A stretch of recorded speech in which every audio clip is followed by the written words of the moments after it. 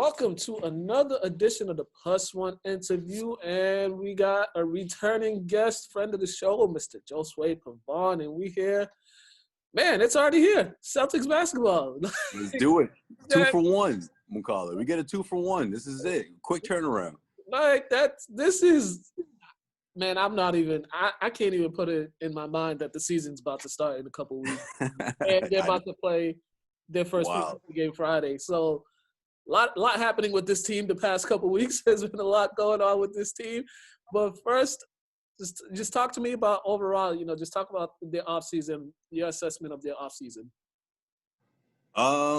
Man, that's like a loaded question at this point, right? Like, where do you begin? Because like a week and a half ago, it's all about Gordon Hayward, right? What's he going to do? What can the Celtics get from him if he wasn't going to stay? We all saw how that played out. Trade exception.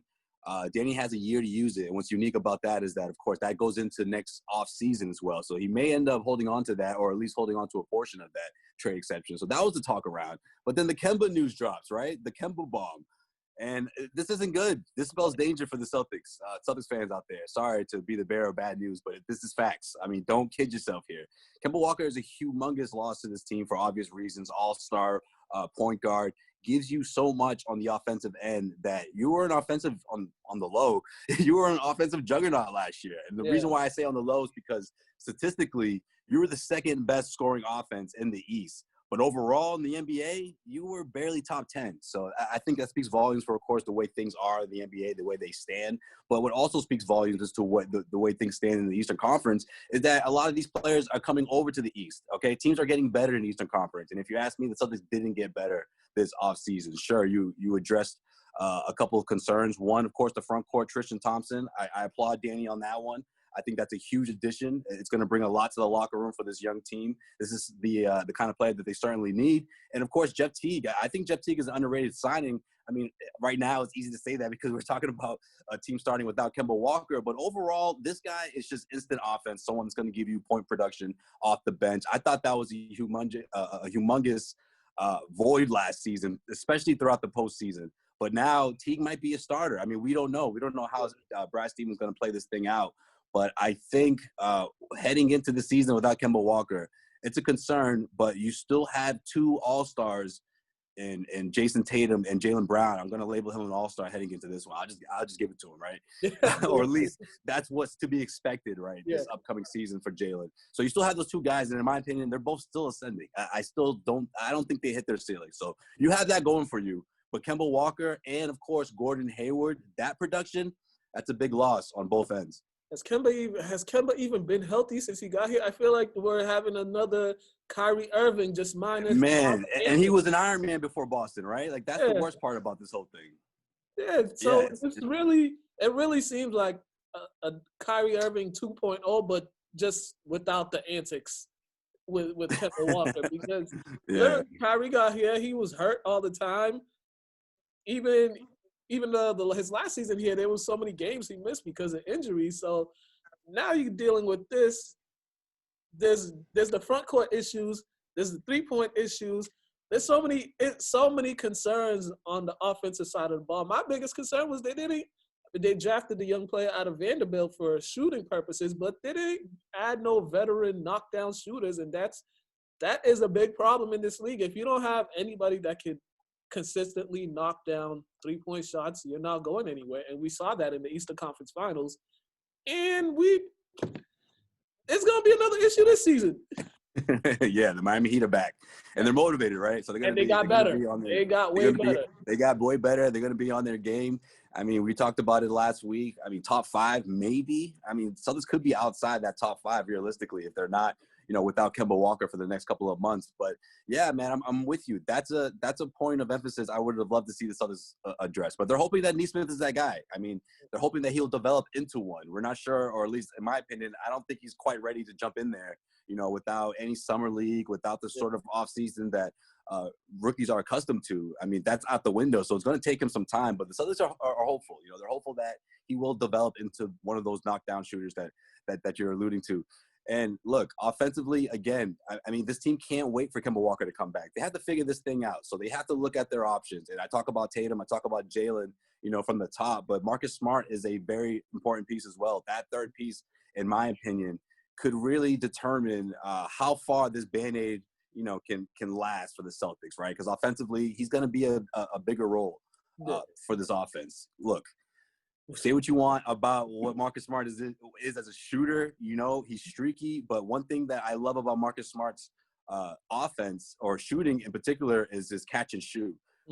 At a 45% rate, I mean, that's the bulk of his offense. He can really get going from there. He's proven that when he's put in those situations that he can knock down close to 40% of those shots. Pull-up three-point shots, that constant threat that you had out of Kemba Walker, that's going to go a long way, because now opposing defenses aren't as scared of someone like Marcus Smart bringing up the ball, or maybe someone like Jeff Teague bringing up the ball, as opposed to Kemba Walker. So you have to switch things up a bit. Brad Stevens has a lot to do with this in terms of how he's going to be able to produce, or at least come close to the 112 points that you were able to average throughout the course of last season. The only good thing I'm seeing here is we did see, although they had shortcomings in the Eastern Conference Finals, Jaylen Brown and Jayson Tatum put up career numbers in the postseason. Jayson Tatum, I think he was the first player to put up like 25, 10, or in whatever number he had with assists, or 25, 9, and 9. He was probably like the first Celtic to do that. So they were improvements there. So I think building the offense around them, that seems to the way to go. But yeah, back to what we talked about, those two guys need shooters to surround them, because they're both good at getting to the basket. They've both improved their mid-range games tremendously over the past couple of seasons. So those two guys, we're not worried about them. The only thing we're worried about Tatum is, is he mentally strong? Because we saw these games where he doesn't score for a whole half, and right. Yeah, late game execution, I like to put it. Yeah, he certainly had his struggles throughout the postseason, and I think it was a great learning curve for him. So, of course, I'm with you. I'm not worried about Jayson Tatum. I'm not necessarily worried about Jaylen Brown. I think my concerns when we're talking about those two is, how are they going to perform as a cohesive unit? Can Jaylen Brown be a championship number 2? Because let's face it, that's what we're realistically talking about. Even if Kemba comes back, I mean, stem cell, that injection, this is supposed to numb the pain, so to speak. This isn't going to heal anything here, okay? So let's not kid ourselves and think that Kevin's going to come back 100%. I don't think that's not a possibility this season, that Kemba comes back 100%. If you get a version of what you saw throughout the postseason last year, I think you're in good shape when you think about the ascension, again, of Jaylen Brown and Jayson Tatum. But those two have to prove it. Those two haven't been in that situation before. Jayson Tatum hasn't gone into a season as the, no question number 1 option. Jaylen Brown has never even been considered as a, no question number 2 option heading into a season. So, yeah, again, if you look at the way things are for the Celtics, are they a championship team right now? No, I can't say that right now with confidence. But these two can really change that narrative halfway through the season, or at least before Kemba. Wow. See what you did, Makala? This is your fault. This is your fault. I'm telling you, it's like looking in the mirror. It's really like looking in the mirror. It's like I haven't made that mistake in a while. Okay.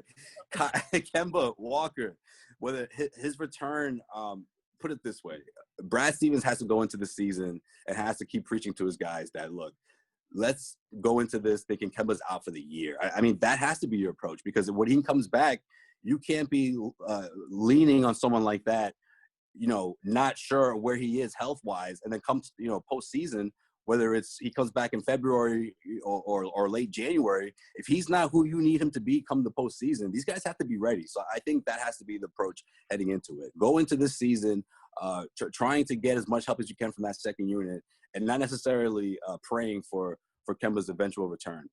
With the luck that this team has, that this team has had the past 3 seasons, I wouldn't be surprised if right before the season they announced that Kemba's going to be out for the season. This would not surprise me at all if something like that happened. Like the talk around, January, yeah, that's for reevaluation. That doesn't necessarily mean he will be hitting the court. And even if all things, if things pan out well and he's feeling, significantly better, I still think he'll be a couple of weeks away. I think probably the first week of February, maybe the last week of January will be the absolute earliest. But we're talking about minutes restriction. We're talking about this is a gradual process, as it should be. Again, postseason hopes. That's what the Celtics are targeting. And whether they enter the postseason as a fourth seed or a top-notch team that they were last season, whether that means home court advantage or not, I mean, they can't even think about that at this point. They have to just take it one step at a time here and hope that this team can get the most out of, Brad Stevens can get the most out of this team without Kemba. Brad Stevens, too, he has a lot to prove as a head coach because now, it's kind of starting to – you know how Boston is. It's kind of starting It's been a while. Yeah, it's starting to, they're kind of running out of patience with him, his coaching style, and not being able to get these guys over that hump. And he has a lot to prove as a coach, too, because you could say he got out-coached in 2 rounds, in the second and in the Eastern Conference Finals in the postseason. So he has a lot to prove as a coach, too, especially with this unit. Yeah, no question. This is a challenge that I think Brad Stevens could tackle and be successful. It's just a matter of how successful will he be. And I don't think this is going to be a team that ultimately implodes and you see them struggling to fight for a playoff spot, at least not initially, of course, barring any other major injuries. Yeah. But I think this is an opportunity for Brad Stevens to get the most from, I like to say, the underdogs, the Tristan Thompsons and the Jeff Teagues of the NBA. These are kind of the guys that he really gets a lot out of, where people have not necessarily written them off, but they're sort of saying like, maybe there's something big there, maybe not, and I think Brad Stevens is the kind of coach that can get more out of those guys that have been, trying to maybe not necessarily latch on to a top tier team, but be productive enough to put their names and be on a Game 7 Eastern Conference Final platform. I think that's sort of the ultimate goal here, and they know that this is a great opportunity for them to do that. Yeah, and I think with this team, this team might have a little of the 2017 team where it's just a bunch of guys that have been doubted, that feel like they all have something to prove. And I think for all these guys coming in, I believe they all have something to prove. Tristan Thompson, I feel like he has something to prove.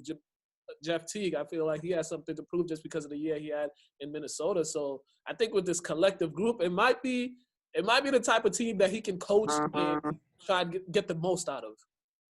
Yeah, exactly. And again, that second unit, it gets thinner, right? And you have 2 first-round draft picks that at least one of those guys is going to get a significant uptick in minutes.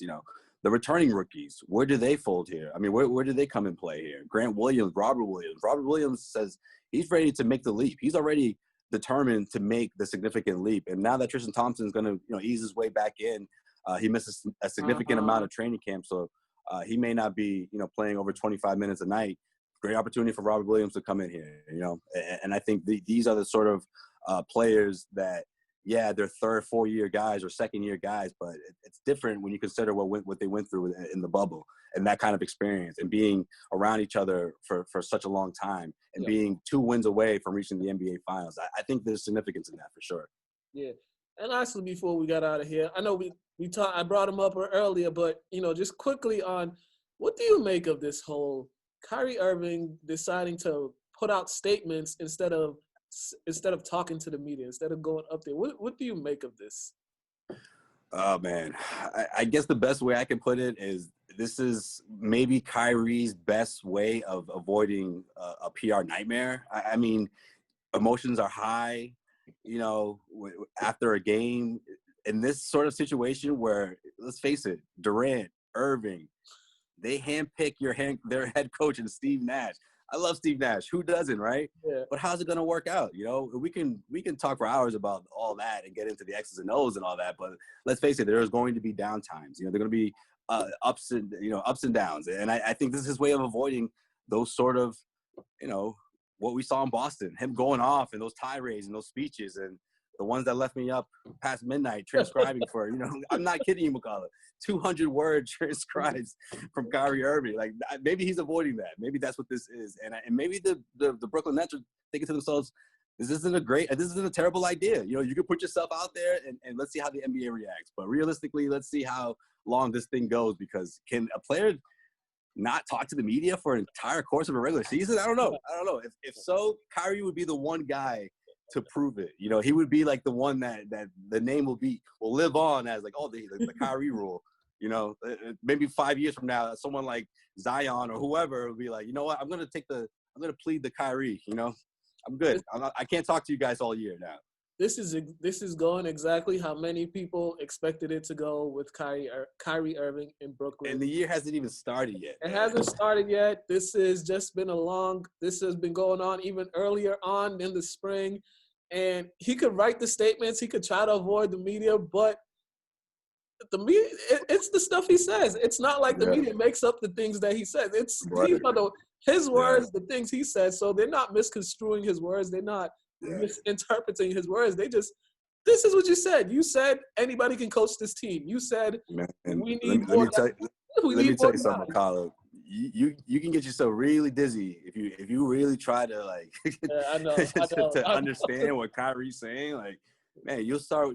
It's tough. It's tough to digest. Trust me. Those 2 years in Boston, man, they were something. Well, I mean, there's no better place for him to put up his nonsense than in New York City because they love headlines. So.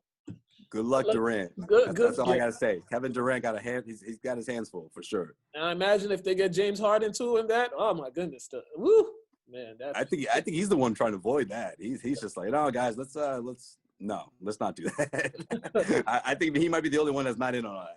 Yeah, man, we'll see. All right, let them know. Let them know where they can reach your stuff with your social media, plug all that good stuff in. Oh yeah, absolutely, man. Appreciate it. Check out my writing, of course, on Facebook, guys. Please follow Heavy on Celtics for all of our articles and updates, and follow me on Twitter at Joe_Sway. Like you said, man, right around the corner, we got preseason basketball, a lot of content, plenty of talk. CLNS Media, Celtics CLNS Media, of course, you can find me. The Garden Report every Wednesday. We're going live now, Wakala. Wednesday nights at 8, so you can check us out. Subscribe for the notifications, so whenever we go live, man, you'll get the heads up. So check us out, guys. Y'all getting that money. Y'all going live. Y'all got, jeez Louise, man. It's a new day. It's a new day, man. We go live. 2020. Yeah. Hey, man, we made it. Well, we almost made it through the year. So, man, thanks once again for coming on. I always appreciate it. Oh, thanks for having me, man. I appreciate you. You guys been watching the Plus One interview. Have a great day.